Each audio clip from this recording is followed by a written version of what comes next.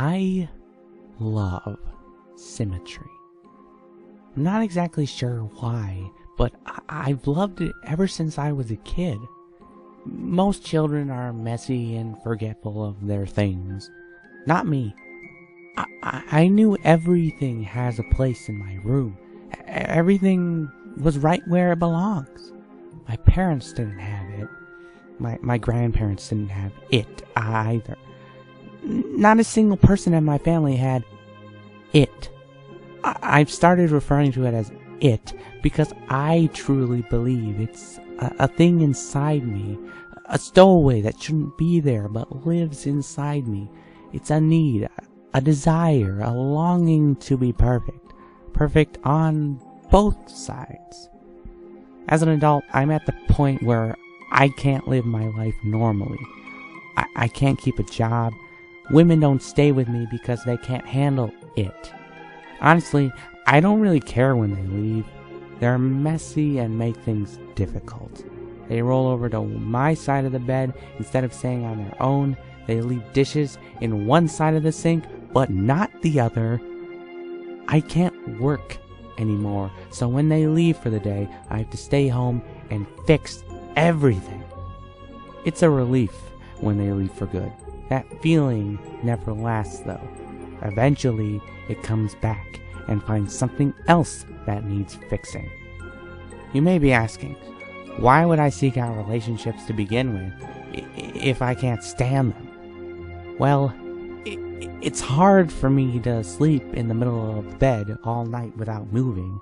Other than the relationship problem, my life is pretty much in order. I say pretty much because there is one last issue that must be dealt with. You see, I have what's called heterochromia iridium, or two different colored irises. My right eye is cornflower blue, my left pale green. Both my parents have cornflower blue eyes, my siblings and cousins as well. My green eye is the broken one. It makes me unbalanced. Every time I look at myself in the mirror, it stares right back at me. It's all I think about now. Everything is in its right place except my green little mistake. It didn't hurt at first when I dug the spoon under my eye. It didn't even hurt when it popped out and was hanging by my cheek. Was it shock that was keeping the pain away? Or was it? I snipped the optic nerve and blotted the warm fluids that were streaming down my face. My vision being cut in half was a strange sensation. What was left of the dangling flesh I placed back in the now empty hole. I bandaged the wound, rinsed the spoon, and went to sleep.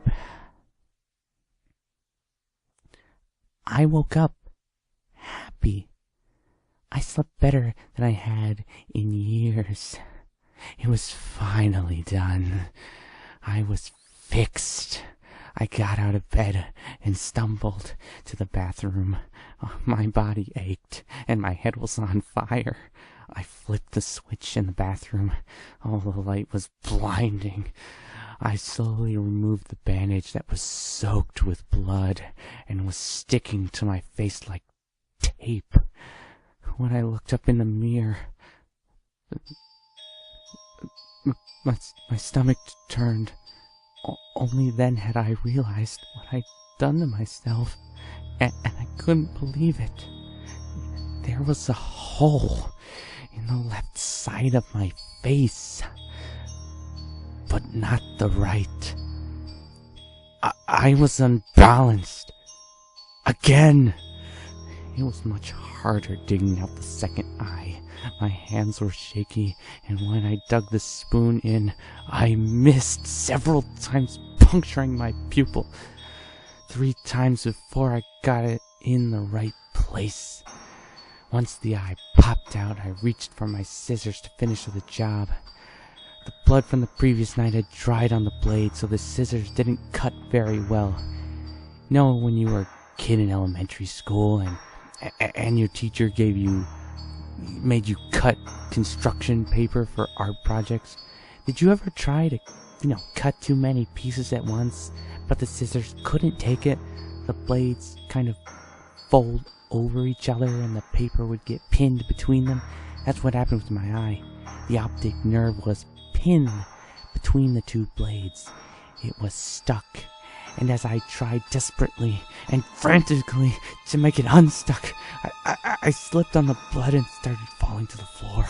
Reflexes kicked in, and I let go of my eye to try to break my fall with my hand. The weight of the stuck scissors on my hanging eye was unbearable. I knew I couldn't stand it long enough to make it to the kitchen to get a knife, so I pulled it straight out of my head. I felt the fleshed hair from inside my skull. I felt it rip and spew liquids everywhere. I knew I was crying, but there was no telling the tears from the blood, from the ocular fluid.